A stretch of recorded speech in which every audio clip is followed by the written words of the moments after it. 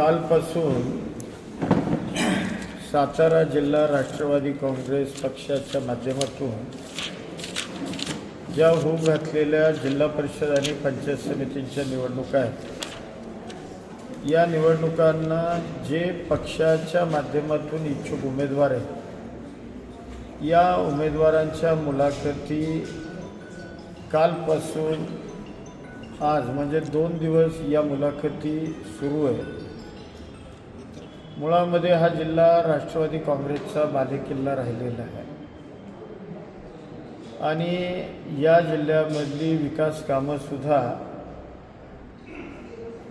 आदरणीय अजितदादा यांनी या जिल्ह्यातली सगळ्यात प्रमुख विकास कामं मार्गी लावली. मग पालकमंत्री असताना असेल किंवा आजपर्यंत उपमुख्यमंत्री म्हणून असेल, सातत्यानं या जिल्ह्यावर त्यांचं लक्ष राहिलं आहे. या जिल्ह्यातली प्रमुख सगळी विकास कामं ही त्यांच्याच माध्यमातून पूर्णत्वाला गेली आणि स्वाभाविक आहे की पक्ष स्थापनेपासून हा जिल्हा राष्ट्रवादी काँग्रेसच्या पाठीमागे आहे. मग पवारसाहेब असतील, दादा असतील, यांना मानणारा या जिल्ह्यामधला कार्यकर्ता आणि मतदार आहे. आणि निश्चितपणानं आजसुद्धा आम्ही बघतोय कालपासून 200पेक्षा अधिक लोकांनी आत्तापर्यंत आम्हाला जिल्हा परिषद आणि पंचायत समितींच्या संदर्भामध्ये मुलाखती आमच्या झालेल्या आहेत.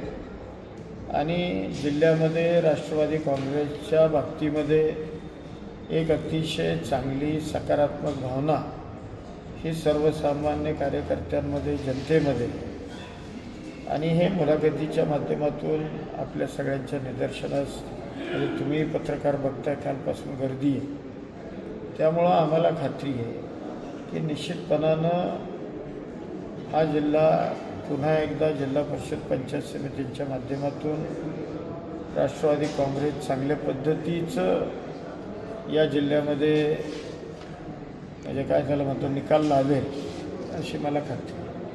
दादांनी स्पष्ट सकाळी सांगितले की तुतारी असेल समविचारी पक्षाची युती होणार स्थानिकला आणि खाली अधिकार दिलेत मी. आता सकाळी दादांनी सांगितलं, मग तुम्ही असं बरोबर आहे. आता मुळामध्ये आम्ही सरकारमध्ये महायुती म्हणून आहोत, परंतु या महायुतीमधला जो प्रमुख पक्ष आहे भारतीय जनता पार्टी, हे आणि यांच्या नेते मंडळींनी या जिल्ह्यामध्ये स्वबळावरच निवडणुका लढवायच्या अशा पद्धतीचं त्या मंडळींचं एकूण सुतोवाच आहे.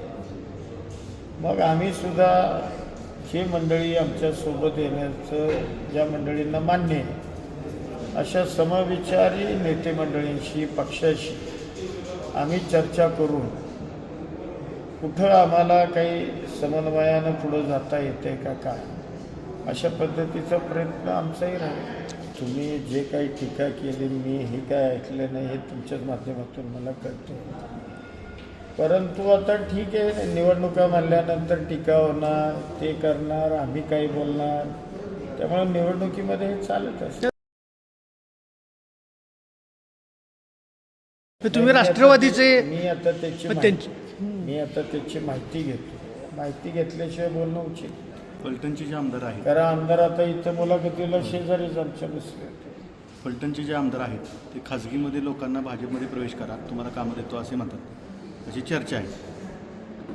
तर चर्चा मी काय ऐकले नाही, त्यामुळे मी काय बोलतो. तर तुम्ही मंत्री आहात, शहानुशा करा, ही पक्षाला घातक नाही का? जे नाही, ठीक आहे ना, तुम्ही सांगता या गोष्टीची आम्ही शहानिशा करू.